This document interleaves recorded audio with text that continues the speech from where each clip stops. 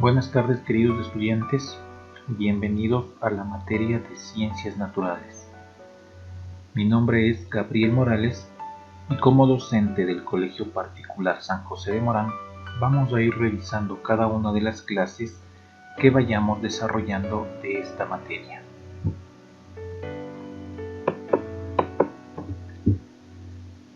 Lo primero que quiero que revisemos es el cómo vamos a obtener el promedio final de esta materia. La nota final está compuesta por 3 partes. La primera parte son los deberes. Todas las clases tienen un deber. Este deber se desarrolla en hojas a cuadros y se las envía al colegio mediante el medio que ya se indica en la hoja que se envía semanalmente con todas las indicaciones. Al final del periodo simplemente se suman todos los deberes que se han enviado y se saca un promedio, es el 30% del promedio final. La segunda parte es el cuaderno. Durante todas las clases que vayamos desarrollando por este medio o por medio presencial, ustedes tienen que ir tomando apuntes de lo que nosotros vayamos revisando, tomando apuntes de lo que ustedes crean más importante, gráficos, mapas, fichas, ejercicios. Ustedes van anotando en su cuaderno y al final del periodo se solicita su cuaderno para ser revisado. Este cuaderno les va a servir para estudiar para el examen final, ya que todo lo que veamos en las clases al final será parte de la evaluación en el examen final. Y como tercera parte tenemos la evaluación final o el examen final. Es uno solo que va al final del periodo, en el cual se recopilan todas las clases que hemos visto durante el desarrollo de esta materia. Entonces, deberes es el 30%, cuaderno es el 30% y el examen final el 40%. Para aprobar sin inconvenientes la materia necesitamos un mínimo del 70%. Entonces, por favor, poner énfasis entre el deberes y cuaderno, que ya es del 60%, y en el examen final ya no tendrían que preocuparnos demasiado en el caso de que nos vaya mal. Los materiales. Necesitamos el cuaderno, obviamente, para que ustedes vayan tomando los apuntes, para que vayan anotando las clases, y al final del periodo les pediré el cuaderno. Se revisará y tendrán su nota de este punto. Y las hojas a cuadros, aunque pueden también ser a líneas, cualquiera de las dos, en el cual van a ir desarrollando los deberes. Estos deberes desarrollan en estas hojas y depende de cómo se les pida que envíen, tendrán que presentarlos.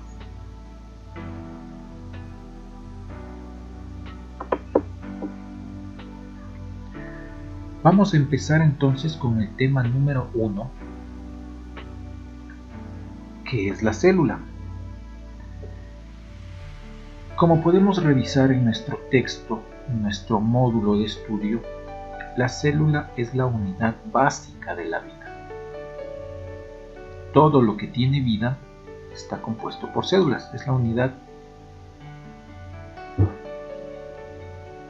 básica en la cual cada uno de los seres vivos, por más pequeños, grandes que tenemos en la naturaleza, están compuestos por una o por más células.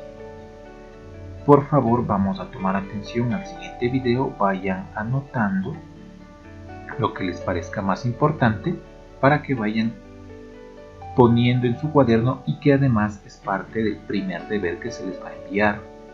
Como segunda parte de este video tendremos el microscopio, herramienta fundamental para haber descubierto la célula, lo cual necesitamos también que tengamos un conocimiento básico de cómo funciona, de cómo se desarrolló y de qué me sirve el uso del microscopio. La célula. Una célula es la unidad más pequeña que encontramos en los seres vivos. Son tan pequeñas que no podemos observarlas a simple vista. Pueden tener diferentes formas, pero todas se componen de una envoltura externa y un interior acuoso en el que se encuentran sus diferentes orgánulos. Están vivas y realizan, entre otras, las funciones de nutrición, transformar sustancias en energía, relación, responden e interaccionan con los estímulos del medio, y reproducción. Son capaces de dirigir su proceso de crecimiento y división. En función del número de células que componen los seres vivos, podemos encontrar seres unicelulares y seres pluricelulares. Los seres unicelulares son individuos muy pequeños formados solo por una célula. Las bacterias son seres unicelulares. Los seres pluricelulares son individuos formados por una gran cantidad de células. Los árboles, los animales o los seres humanos somos pluricelulares. Según su estructura, las células pueden ser procariotas o eucariotas. La característica fundamental de las células procariotas es que el ADN, el material genético, está disperso por todo el citoplasma en lugar de estar almacenado en un núcleo. Las bacterias son células procariotas. El citoplasma es la sustancia líquida que se encuentra dentro de la membrana. En él se encuentran los orgánulos. La membrana es una capa que rodea a la célula. Sus funciones principales son dar estructura y protección del medio externo y permitir la entrada del alimento y la salida de sustancias de desecho. El nucleoide es la parte de la célula en la que encontramos el ADN agrupado. El ADN está formado por los genes que guardan la información hereditaria de cada ser vivo. El flagelo está presente en algunas células procariotas y también en algunas eucariotas. Es una estructura con forma de látigo que permite a los individuos desplazarse. Los espermatozoides, por ejemplo, cuentan con un flagelo. La característica fundamental de las células eucariotas es que tienen un núcleo protegido por una membrana. En su interior se encuentra el ADN que contiene el material genético. En su citoplasma se encuentran todos los orgánulos. Las células eucariotas pueden ser vegetales o animales. Las células animales forman los tejidos, y estos, a su vez, forman los órganos de los animales y de los seres humanos. Según el órgano y el sistema al que pertenece, cada célula tiene una función específica. Una célula animal es una célula eucariota. El ADN está en el núcleo. El núcleo dirige el funcionamiento de la célula y es el lugar donde está almacenado el ADN. El ADN está formado por los genes que guardan la información hereditaria. Cuando un animal se reproduce, pasará este material genético a sus hijos. Por este motivo, los hijos tendrán sus mismas características. La membrana es una capa que rodea a la célula y la protege del exterior. Su función principal es la nutrición, ya que permite la entrada del alimento y la salida de sustancias de desecho. El citoplasma es la sustancia líquida que se encuentra dentro de la membrana. En él se encuentran los orgánulos. La mitocondria es el orgánulo encargado de producir energía a toda la célula.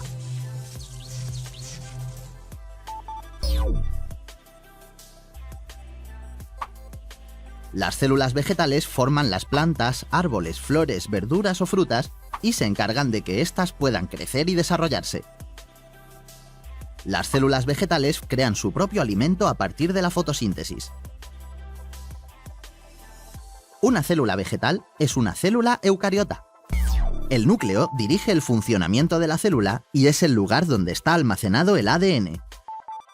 El ADN está formado por los genes que guardan la información hereditaria. Cuando la planta se reproduzca, pasará este material genético a sus hijas. Por este motivo, las hijas tendrán sus mismas características.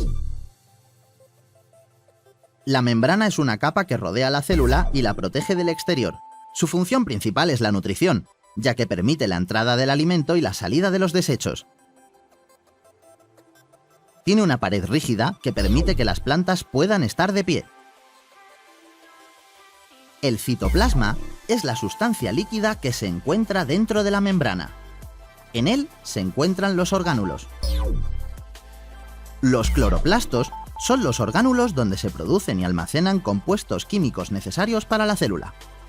En los cloroplastos se almacena, por ejemplo, la clorofila, que da el color verde a las plantas y participa también en la fabricación del alimento. La mitocondria es el orgánulo encargado de producir energía a toda la célula.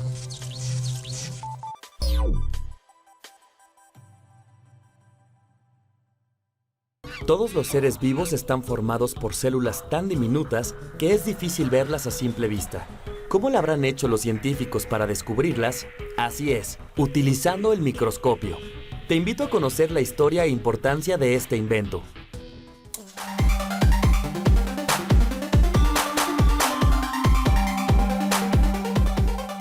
Ciencias y Tecnología, Biología, Primer Grado, Bloque 2.